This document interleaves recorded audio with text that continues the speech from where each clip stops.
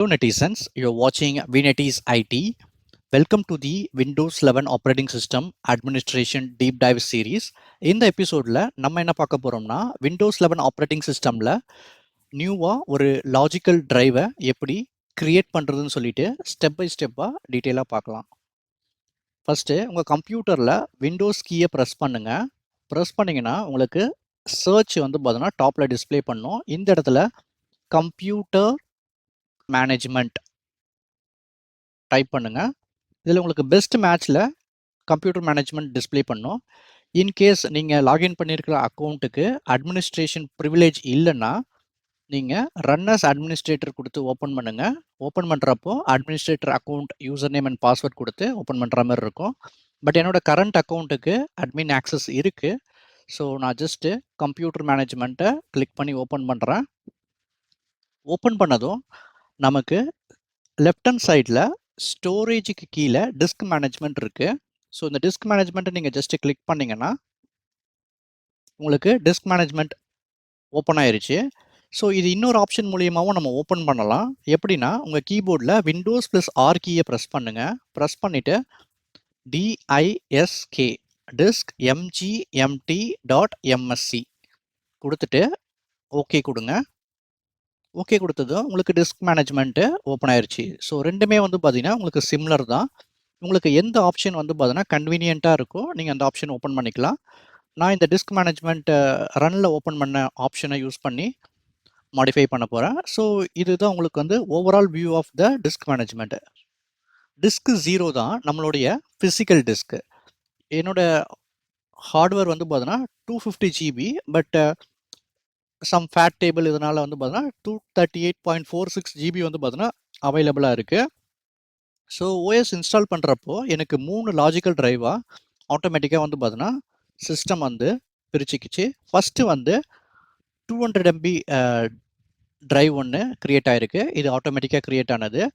Next C drive, இது வந்து நான் ஓஎஸ் இன்ஸ்டால் பண்ணுறதுக்காக க்ரியேட் பண்ண ட்ரைவு. ஸோ இதோட பார்ட்டிஷன் வந்து நான் 152 GB கொடுத்தேன்.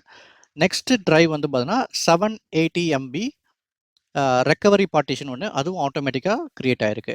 ஸோ அதுக்கு நெக்ஸ்ட்டு வந்து பார்த்தீங்கன்னா இந்த இடத்துல 86.26 GB அன்அலோகேட்டட் இருக்குது. இந்த இடத்துலையும் உங்களுக்கு பாட்டமில் வந்து பார்த்தீங்கன்னா அன்அலோகேட்டட் ஸ்பேஸ் காட்டும். ஸோ அன்அலோகேட்டட் வந்து உங்களுக்கு பிளாக்ல இருக்கும்.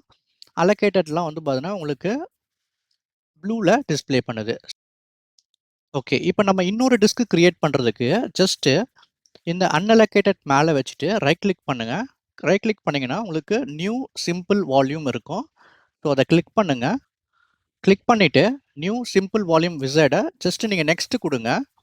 நெக்ஸ்ட்டு கொடுக்குறப்போ இந்த இடத்துல உங்களுக்கு எவ்வளோ சைஸ் ஆஃப் த டிஸ்க்கு வந்து நீங்கள் நியூ டிஸ்க்கு க்ரியேட் பண்ண போகிறீங்கன்னு சொல்லிட்டு கேட்குது. இன்கேஸ் உங்களுக்கு வந்து பார்த்தீங்கன்னா 40 GB தான் வேணும்னா நீங்கள் ஜஸ்ட் உங்கள் கால்குலேட்டர் ஓப்பன் பண்ணிக்கோங்க. ஓப்பன் பண்ணிவிட்டு 40 into 1024 இது கொடுத்தீங்கன்னா உங்களுக்கு இந்த வேல்யூ வருது. ஸோ இந்த வேல்யூ நீங்கள் எக்ஸாக்டாக இங்கே கொடுத்தீங்கன்னா உங்களுக்கு 40 GB, ஆல்மோஸ்ட் 40 GB வந்து பார்த்தீங்கன்னா உங்களுக்கு க்ரியேட் ஆகும். ஸோ நான் வந்து இந்த ஆல்மோஸ்ட் இந்த 86.26 GBயும் நான் க்ரியேட் பண்ண போகிறேன். ஸோ அதனால் நான் எதுவுமே பார்ட்டிஷன் பிரிக்காமல் ஜஸ்ட்டு நெக்ஸ்ட்டு கொடுக்குறேன். ஸோ நெக்ஸ்ட்டு கொடுத்துட்டு இந்த இடத்துல வந்து பார்த்தீங்கன்னா assigning the following drive letter. இப்போ நம்ம சிஸ்டமில் வந்து பார்த்தீங்கன்னா சி ட்ரைவ் இருக்குது. நெக்ஸ்ட்டு வந்து பார்த்தீங்கன்னா என்ன ட்ரைவ், டி ட்ரைவ். ஸோ இந்த இடத்துல நீங்கள் சேஞ்ச் பண்ணிக்கலாம். இன்கேஸ் வந்து பார்த்தீங்கன்னா எனக்கு இ ட்ரைவ் வேணும், இல்லை எஃப், இல்லை ஜி, உங்களுக்கு எது வேணுமா நீங்கள் சேஞ்ச் பண்ணிக்கலாம். பட் ஆர்டர் படி வந்து பார்த்தீங்கன்னா சிக்கு அப்புறம் டி தான் வந்து பார்த்தீங்கன்னா க்ரியேட் ஆகும். ஸோ நான் ஜஸ்ட்டு டிஏ டிஃபால்ட்டாக விட்டுட்டு நெக்ஸ்ட்டு கொடுக்குறேன். நெக்ஸ்ட்டு கொடுத்ததும் இந்த இடத்துல இது என்டிஎஃப்எஸ் வால்யூமான்னு சொல்லிட்டு கேட்குது. ஸோ இதெல்லாம் நம்ம டிஃபால்ட்டாக விட்டுடலாம். இந்த இடத்துல வால்யூம் லேபிள் இருக்குது. ஸோ வால்யூம் லேபிளில் நம்ம வந்து பார்த்தோன்னா டிஃபால்ட்டாகவும் விடலாம். இன்கேஸ் நீங்கள் சேஞ்ச் பண்ணணும்னு நினச்சாலும் நீங்கள் சேஞ்ச் பண்ணிக்கலாம். நான் இந்த வால்யூமோட லேபிளை வந்து ஜஸ்ட் VNetEaseன்னு கொடுத்துக்கிறேன். கொடுத்துட்டு நெக்ஸ்ட்டு கொடுக்குறேன். நெக்ஸ்ட்டு கொடுத்ததும் உங்களுக்கு எவ்வளோ வால்யூம் சைஸ் வந்து பார்த்தீங்கன்னா க்ரியேட் ஆக போகுது, ட்ரைவோட லெட்டர் என்ன, அது என்ன ஃபைல் சிஸ்டம்மு, அப்புறம் இந்த லேபிள், இந்த மாதிரி எல்லா இன்ஃபர்மேஷனும் உங்களுக்கு டிஸ்பிளே ஆகும். ஜஸ்ட் நீங்கள் ஒன்ஸ் இதை வெரிஃபை பண்ணிவிட்டு ஃபினிஷ் கொடுத்துருங்க. ஃபினிஷ் குடுத்ததும், நியூ பார்ட்டிஷன் வந்து பார்த்தீங்கன்னா, நமக்கு கிரியேட் ஆகும். ஸோ, அதுதான் இப்ப கிரியேட் ஆயிட்டு இருக்கு. ஓகே. டி டிரைவ் நமக்கு இப்ப கிரியேட் ஆயிருச்சு. ஸோ, நீங்க இப்ப அத கிளிக் பண்ணி ஓப்பன் பண்ணி பார்த்துக்கலாம். ஸோ, இந்த இடத்துல வந்து பார்த்தீங்கன்னா, எனக்கு சி டிரைவ் இருக்கு.